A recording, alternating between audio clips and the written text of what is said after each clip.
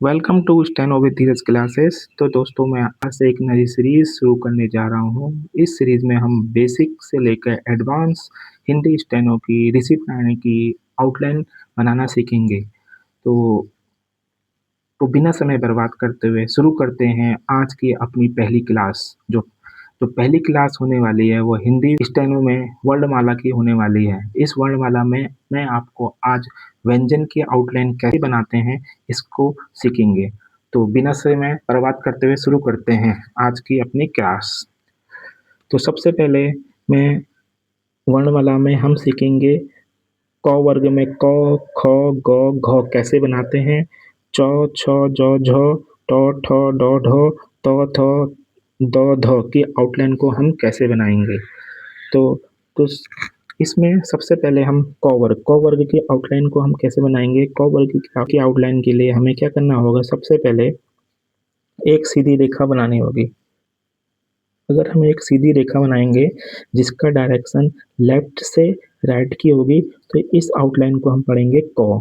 और ख की आउटलाइन को बनाने के लिए हमें क्या करना पड़ेगा। एक सीधी रेखा क की तरह, बट क और ख की आउटलाइन में अंतर यह होगा कि जो ख की आउटलाइन है वो उसको हम थोड़ा सा हल्का सा काट देंगे जिसको हम ख पढ़ेंगे।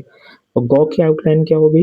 एक सीधी रेखा क की तरह, लेकिन क और ग में अंतर हमारा यह होगा कि ग की जो आउटलाइन होगी वो क से थोड़ा डार्क होगी। ठीक है, तो ये हमारी ग की आउटलाइन होगी।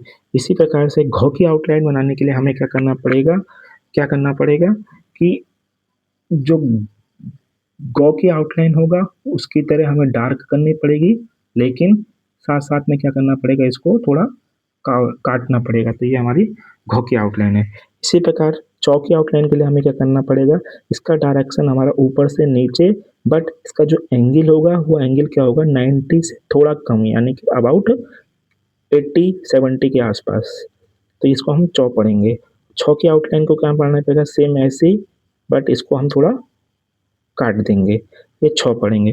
जौ की आउटलाइन के लिए हमें क्या करना पड़ेगा कि ऊपर से नीचे रेखा बट थोड़ा डार्क, तो इसको हम पढ़ेंगे जौ।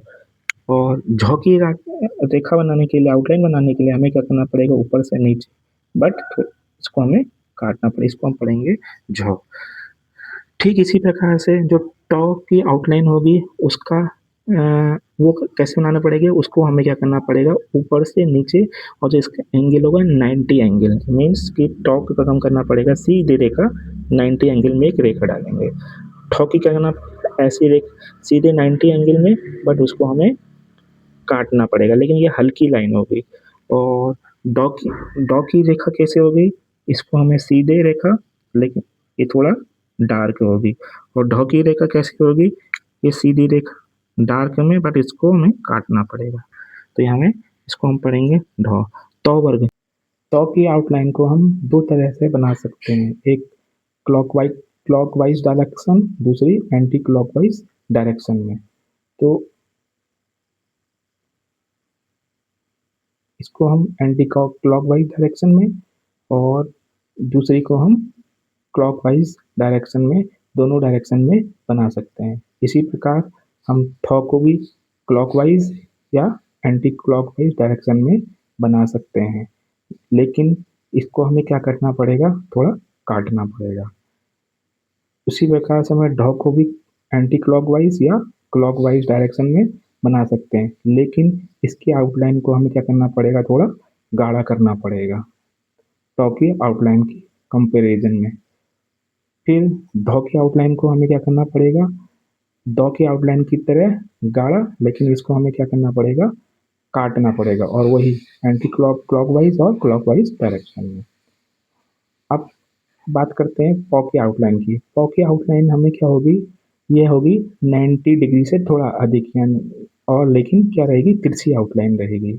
फ की आउटलाइन हमें क्या रहेगी, तिरछी लेकिन थोड़ी कटी हुई, और प की आउटलाइन की तरह हल्की। ब की आउटलाइन क्या होगी, तिरछी लेकिन क्या रहेगी, गाढ़ी रहेगी फ की आउटलाइन की तुलना में।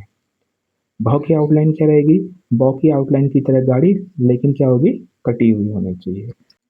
तो यह था मेरी आज की फर्स्ट क्लास। कल इसी तरह वर्णमाला के आगे अक्षरों को बनाना सीखेंगे। तो अगर वीडियो पसंद आए तो प्लीज़ लाइक, शेयर, सब्सक्राइब करना ना भूलें। हाँ, और कमेंट में ज़रूर बताएँ कि आपको मेरी पहली क्लास कैसी लगी। Thank you for watching.